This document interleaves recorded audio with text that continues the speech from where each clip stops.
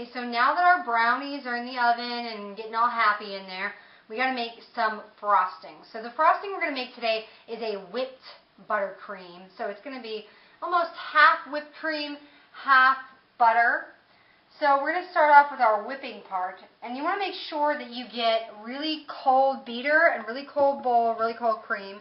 So we're going to do a cup and a half, because we want to reserve some of the cream because we need to do our filling as well. So a cup and a half of our cream. Alright. So then you just let it go to town. So as you can see, it took a little while, but we got whipped cream. Now this is delicious just as it is. If you wanted to make this just regular old whipped cream without frosting, add a little bit of powdered sugar into it, confectioner sugar, a little bit of vanilla, and you got the most delicious homemade whipped cream ever. Okay? So we're going to take this and put this away and start on the next portion of our frosting. Okay, so now that the whipped cream is sitting in the fridge hanging out, the next part is going to be our butter in the frosting. So I switched the attachment from the little whisker to this nice little beading attachment. And this is, again, room temperature butter. Make sure, room temperature, because I have rushed before and done the butter not room temperature, and it's not a pretty sight. It's just not good frosting. It doesn't work. Alright, so you got 3 sticks of butter that you're going to be working with. So we want to cream it until it looks nice and creamy and fabulous.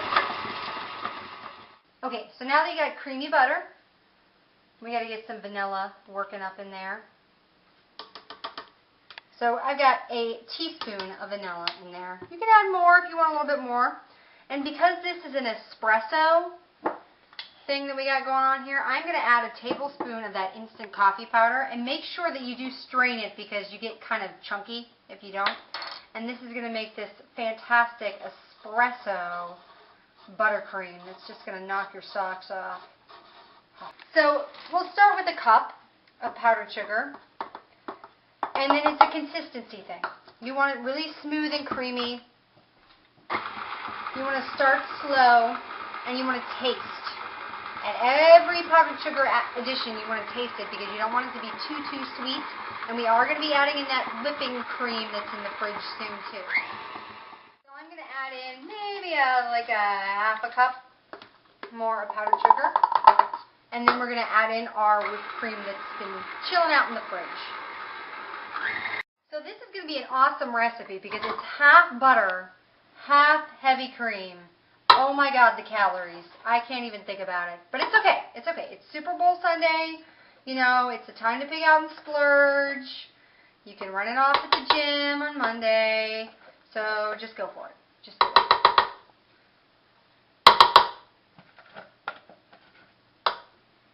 Aha. Okay.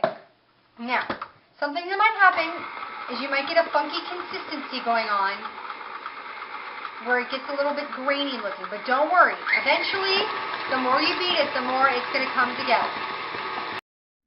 Okay, so I'm going to show you how to make the filling between our 2 little brownie cakes.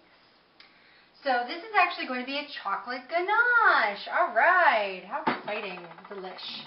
So remember how I told you to save the rest of that heavy whipping cream that you had? Well, guess what? I dumped it in here with the rest of the chocolate chips because you used half a cup of chocolate chips in the brownies, but the rest went in here. So we got our little double boiler spiel going on here. So you're just going to take it and you're just going to stir and stir and stir until everything is melted. And yes, this is a lot of cream for a ganache. Usually ganaches use a little less cream, but actually what we're going to do next, I'm going to show you, we're going to whip it up and it's almost going to be like a mousse on the inside of our brownies. Okay, so we let our ganache cool a little bit, and these beaters and the bowl have been in the fridge getting all nice and cold. So now we are going to whip the heck out of it. Okay, so this is what the chocolate mousse ended up looking like after we whipped it up a little bit. It's a little bit fluffy and foamy, almost like a mousse, but not quite. So here are our brownies. They came out fabulous. And I took this little cookie cutter and I made little circles in all of them. So now it is time to assemble our fabulous white chocolate mocha brownie cake. I'm so excited. So I would probably do the white on the bottom just because it's a little more sturdy. The brownie's really, really gooey and mushy and delish. So assemble on the bottom. And then we're going to do a thin layer of this mousse here. Make sure the edges look very pretty. Another trick for frosting, if you want it super duper smooth, is to get your knife or your little spatula and use hot water, and the hot water will melt the butter a little bit or the chocolate and make it super smooth. But I think this is pretty good. I don't think we need to do that. Alright, I'm going to grab a brownie and squeeze it on top there. So now we have our little sandwich going on here. So I have another pastry bag, and I have a tip on this bag. You can use whatever you want. If you just want to do what I did with this and just make a, round tip, again, fine. Do whatever seems easiest for you. But if you want it to be super fancy, this is our espresso buttercream whipped cream that we made earlier. And you can leave it like this. I'm going to make a little round top there. And it looks very nice. Now, to add an extra little garnish, what I'm going to do is just take a little bit of these coffee and sift it through there like that. And then you get this little lovely coffee garnish on the top that's looking fabulous. And there you have it, folks. So this is our fabulous white chocolate mocha brownie cake. And the dessert is up, and it's good.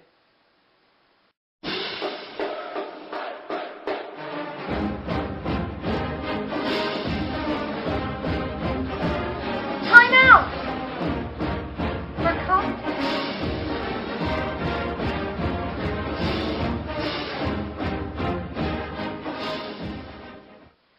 Okay, so for those of you who may not be that interested in the game, the social aspect is more up your alley. For all you ladies and gentlemen, I have a wonderful cocktail here that actually matches our dessert that we made today. Now, I got this really great caramel vodka, and it's a little bit cheaper than the actual salted caramel vodka that I found.